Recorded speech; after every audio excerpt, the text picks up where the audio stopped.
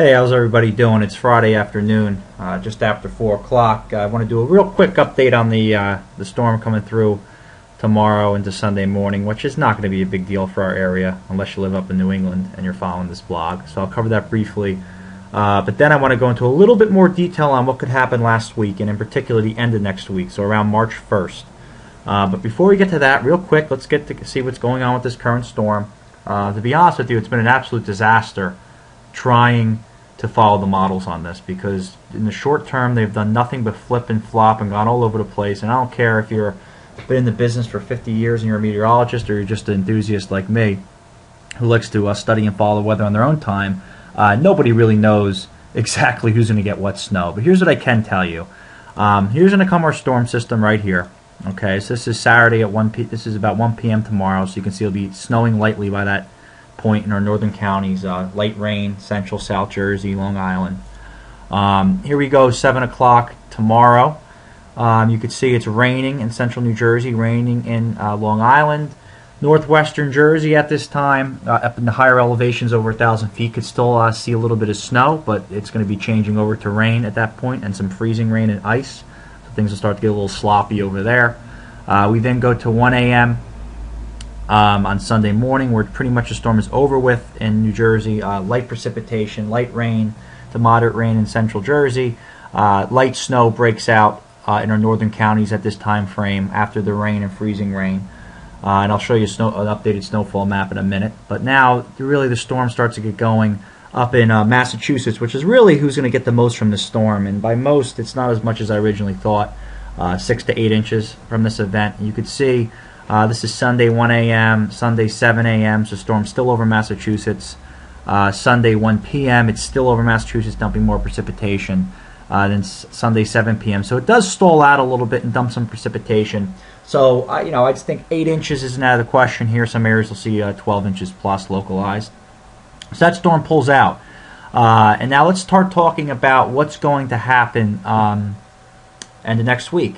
Now, when you look at winter weather patterns, there's two main factors you look at this time of year. You want to look at the Pacific North American pattern, which basically means if it's in its positive phase, there is a big ridge over the west, which is what you're seeing. This is valid for March 1st. You also have to look at the North Atlantic Oscillation, which basically all that means is there high pressure over the Greenland area, which there will be. Both of these indices are going through the charts. So this is going into its negative phase, which is good, and this is going into its positive phase, about 3 standard deviations above normal and below normal. So what that does is it creates an enormous opportunity for a big low pressure system to develop on the eastern seaboard. And when it develops, it will not be able to escape north. So wherever this low wants to develop, it will develop, stall, and go out to sea. So think of it doing a big loop.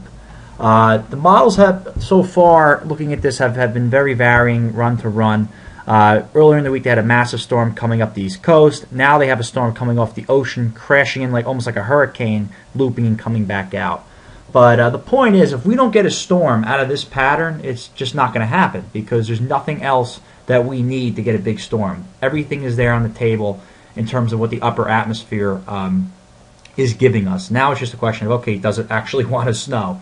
So somebody will see snow, but whether it's going to be northern Jersey in our area here and how much it's going to be remains to be seen.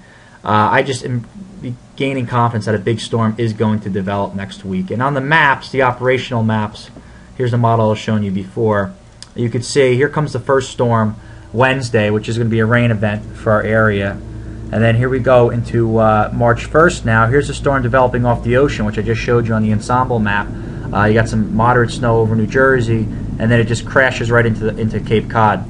At 972 millibar low, which is extremely strong for a winter storm. So this is something that can happen. Now this storm could stay out to sea and loop out here. It could actually loop into New Jersey. So somewhere in this area in here, I think next week is going to see a very big storm, and it's going to be winter precipitation. So figure March 1st is the date. Okay, and if it does happen, whoever gets it, it's going to be a prolonged event, 24 hours plus.